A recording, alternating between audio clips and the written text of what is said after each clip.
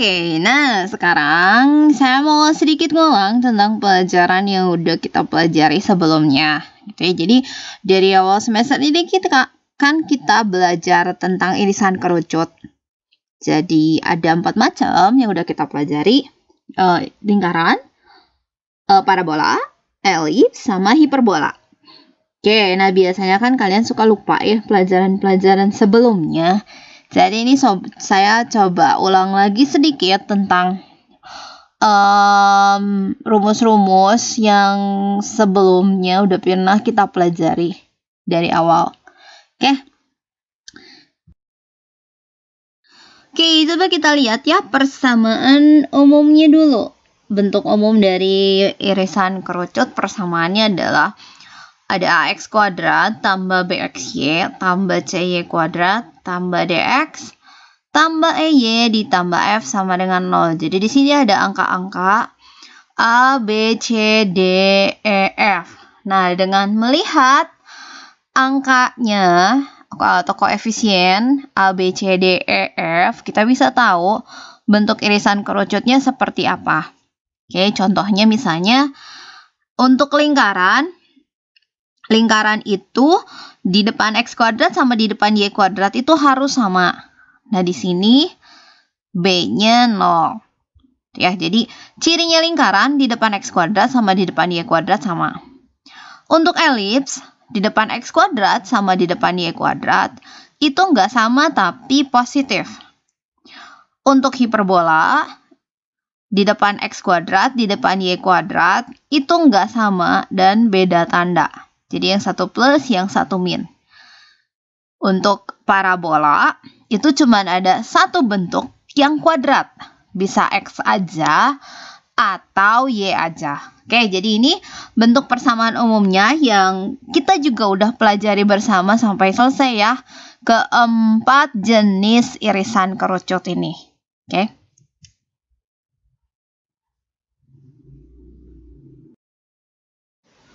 Oke, nah sekarang coba kita lihat lingkaran.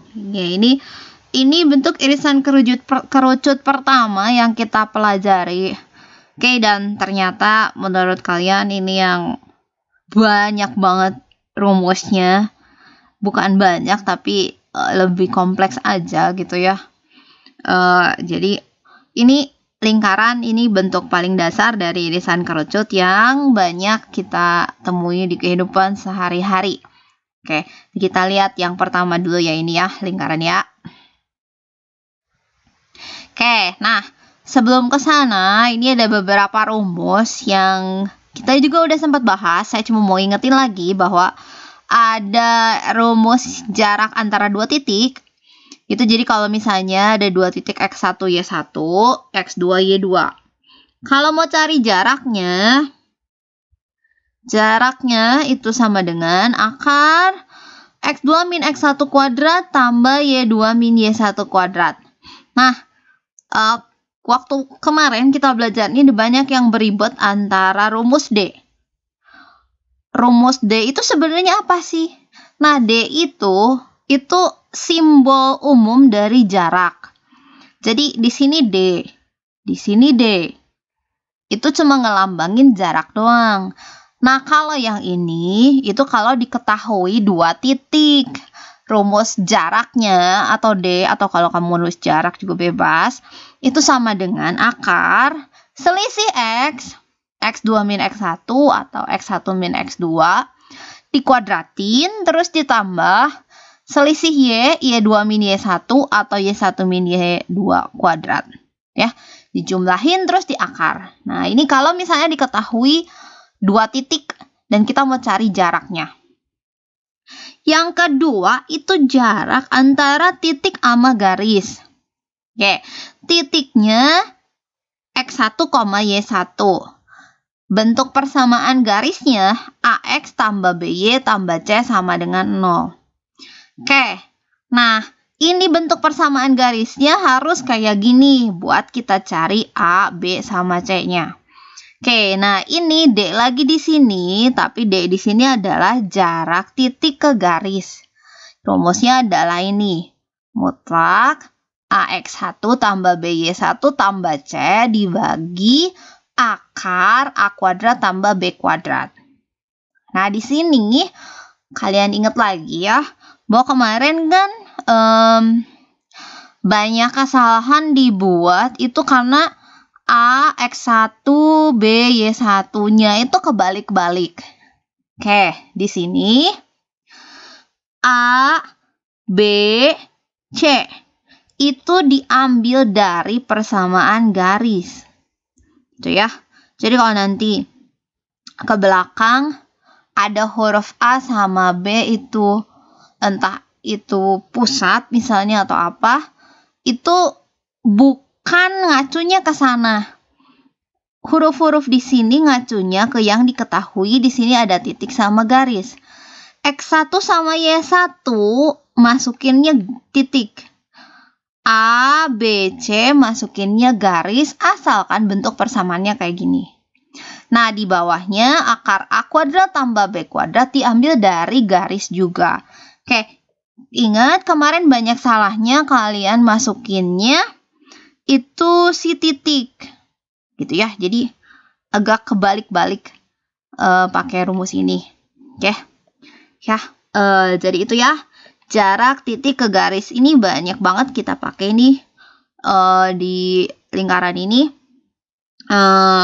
terutama untuk mencari jari-jari, gitu ya. Oke, jadi ada jarak 2 titik, ada jarak titik ke garis. Yang ketiga ini juga yang suka keluar juga, itu menentukan titik tengah. Jadi kalau misalnya ada 2 titik, kalau jaraknya sih pakai ini. Kalau misalnya mau cari di antara titik A dan B, tengah-tengahnya itu titik apa koordinatnya. Ini tinggal kamu jumlahin ya, X sama X, terus dibagi 2, Y sama Y dijumlahin dibagi 2. Jadi ini untuk mencari koordinat titik tengah antara A dan B, antara 2 titik. Nah, kalau mau cari jaraknya itu pakainya yang ini. Oke, gitu ya. Ini rumus-rumus ini kita udah pernah belajar, saya cuma ngulang sedikit lagi aja, dan sama ngingetin kalian untuk beberapa hal yang kemarin kalian banyak salah. Oke?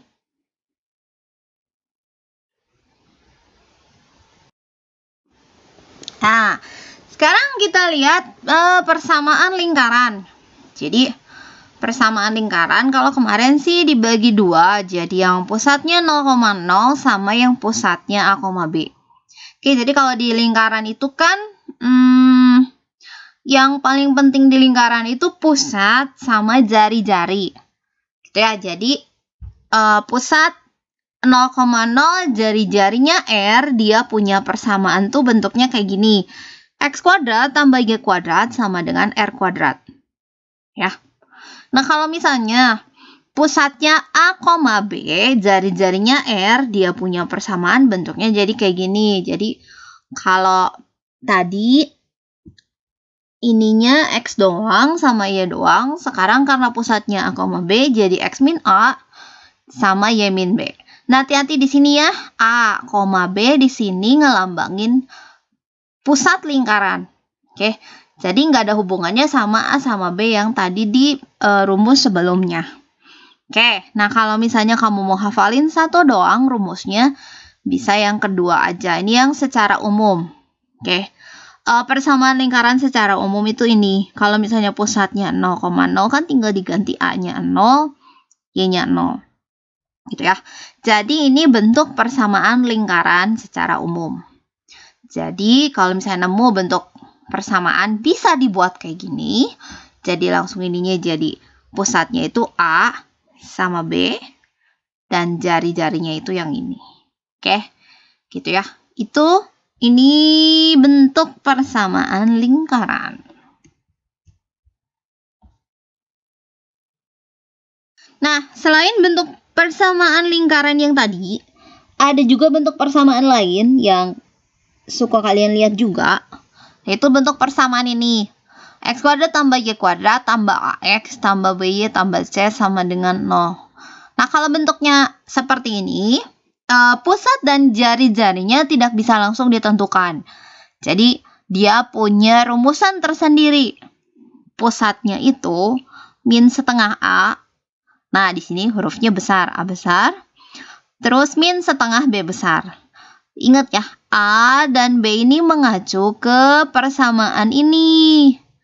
Lihat, A itu apa sih? A itu depan X, B itu di depan Y. Oke, jadi jangan kalian bingung, ada A besar, ada A kecil. Kalau yang tadi A kecil, B kecil langsung pusat. Kalau ini enggak.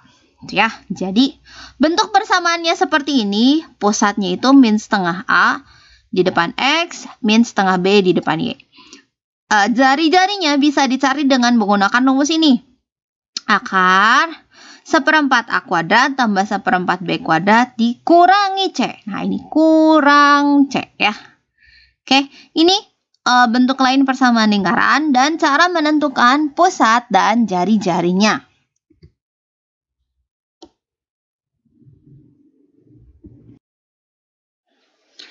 Oke, di sini sekarang itu kedudukan titik terhadap lingkaran. Jadi kalau misalnya kita mau ngecek titiknya ada di dalam, ada di terletak pada, atau ada di luar lingkaran. Nah, ini juga prinsip ini juga dipakai loh sebenarnya di irisan kerucut yang lain. Jadi beberapa masih suka nanya pas elips, pas hiperbola, pas parabola, kalau misalnya dia posisinya ada di dalam atau terletak pada irisan kerucut itu tuh nentuinnya gimana? Nah, kayak gini juga sih sebenarnya. Jadi si titiknya, misalnya titiknya X1, Y1, itu masukin ke persamaannya. Bisa lingkaran, bisa elips, bisa hiperbola, bisa parabola. Jadi masukin ke persamaan lingkarannya di sini atau persamaan irisan kerucut yang lain, terus dicek.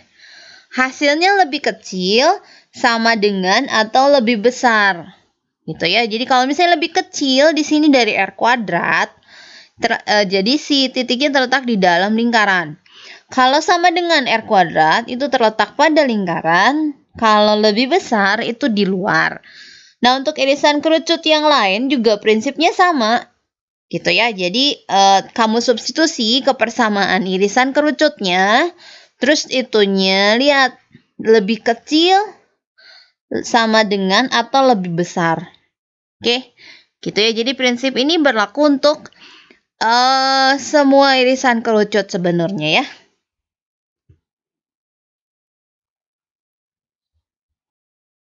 Oke, kedudukan garis terhadap lingkaran, nah ini juga sama ya, berlaku secara umum untuk hubungan kurva dengan kurva.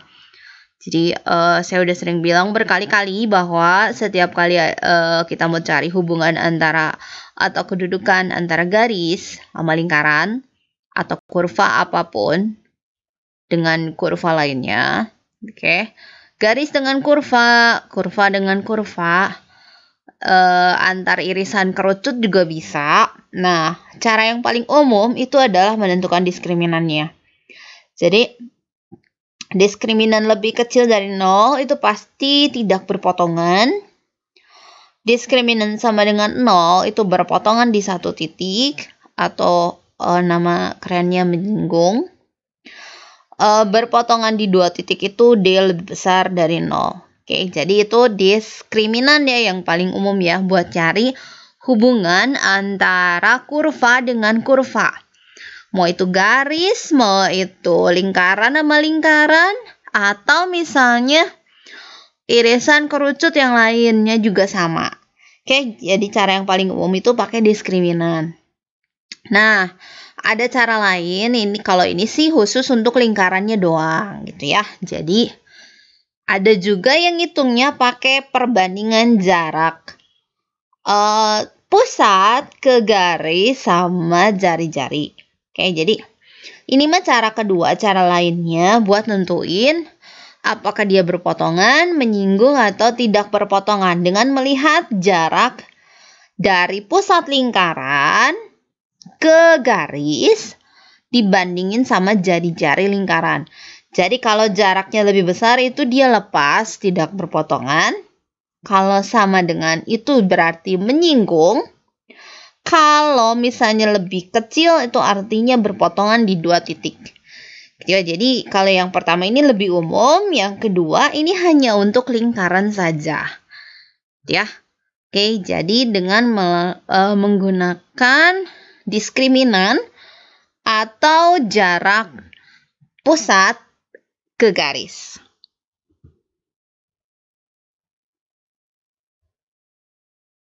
Oke, nah sekarang ini yang kedudukan lingkaran sama lingkaran ya sama ya tadi kayak yang saya udah bilang juga ya.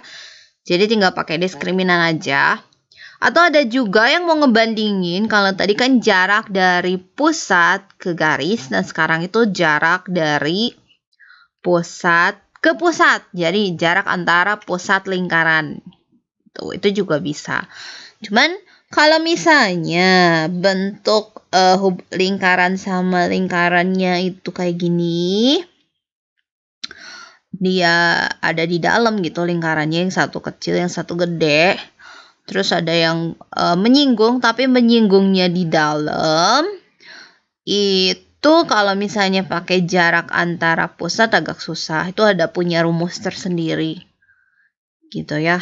Jadi yang paling umum sih pakai ini aja, pakai diskriminan aja. Oke?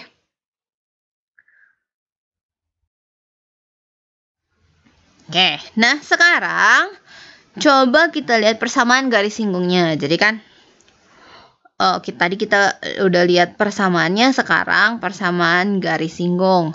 Ini juga yang paling umum berlaku di semua irisan kerucut ya prinsipnya ya. Jadi waktu saya ngebahas soal parabola, elips sama hiperbola tuh ya, yang rumus ini selalu muncul gitu cara yang ini. Jadi kalau misalnya diketahui titik singgung, itu tinggal kamu tempelin X1 sama Y1-nya ke persamaannya. Gitu, jadi kayak gini.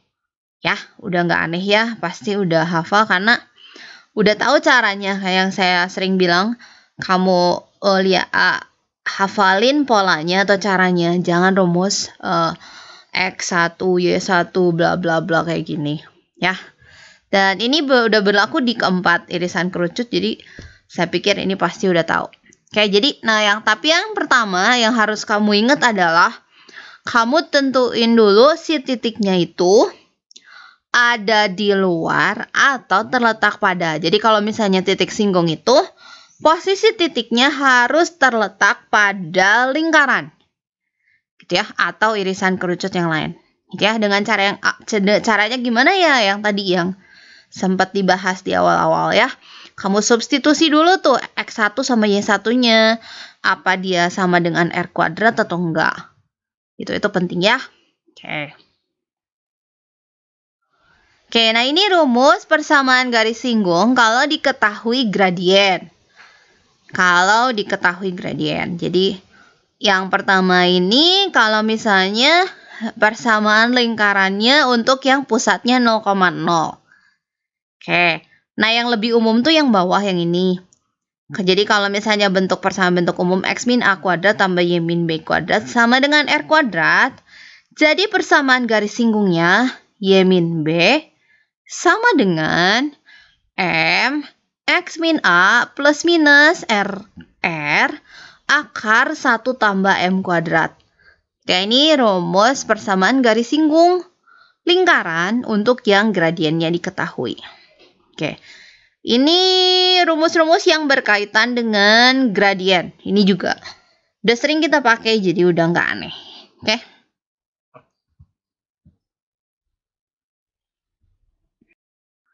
Nah, sekarang kalau misalnya titiknya ada di luar atau titik polar. Kayak waktu pertama kita ngebahas ini di lingkaran, saya ngajarinnya pakai cara ini. Jadi, dicari persamaan garis polar, terus substitusi ke persamaan lingkaran, dapat titik singgung, terus cari persamaan garis singgung pakai cara pertama. Oke. Terus di elips itu saya ajarin pakai cara lain. Ya. yang pakai masukin persamaan garis singgung kalau diketahui gradien. Nah, kalian bebas sih mau pakai cara yang ini atau cara yang kedua. Karena ada beberapa dari kalian juga ternyata lebih bisa kalau pakai cara ini dibandingin pakai cara yang kedua itu. Atau mau pakai cara yang kedua juga nggak masalah sih, sama aja ya. Yang penting, nah ini kita tentuin dulu ya titiknya di mana, ada di luar atau ada di dalam. Kalau misalnya ada di luar, nggak bisa langsung masukin rumus yang x1 di sini. Gitu ya. Jadi itu sih yang paling penting. Cek dulu titiknya ada di mana, ada di luar atau ada di terletak pada, bukan di dalam. Terletak pada lingkaran atau irisan kerucut yang lain ya. Oke. Jadi kalau misalnya ada di luar, nah kamu substitusi tapi hasilnya itu bukan garis singgung tapi namanya garis polar. Gitu. Oke. Nah, dari sini harus ada tahap selanjutnya yaitu substitusi ke persamaan lingkarannya buat dapat titik singgung. Udah dapat, baru masukin dengan rumus yang sama. Tapi yang kita dapat udah langsung garis singgung. Persamaan garis singgung. Gitu ya. Atau mau pakai cara persamaan persamaan garis singgung kalau diketahui gradien juga boleh. Jadi kalau di sini kan yang kita cari titik singgungnya ya. Nah, kalau di yang cara kedua itu yang kita cari gradiennya. Oke. Keduanya ini udah banyak kita pakai di semua irisan kerucut. Gitu ya. Jadi gitu.